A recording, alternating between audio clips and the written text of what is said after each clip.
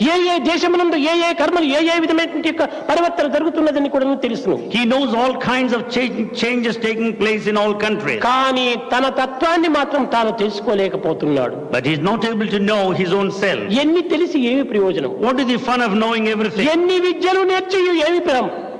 What is the fun of learning all forms of education? తప్పించే ఎవరి తరం? Nobody can make you escape from చెడ్డ destiny. బుద్ధులు తన చేరనేని When bad thoughts enter into the brain, ఎండబారును బుద్ధులు బండబారు అని.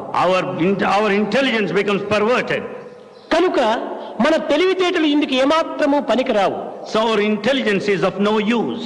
మన బుద్ధి కుశలతలు ఇందుకు ఏమాత్రము పనికిరావు. Our intellect is of no value. మన ధనకనక వస్తువాహనాదుల యొక్క అహంకారం ఇందుకు ఏమాత్రము పనికిరావు. The power and the wealth and prosperity, the ego has no place. దివ్యమైన భావము నవ్యమైన నడత, The divine feelings and the proper conduct.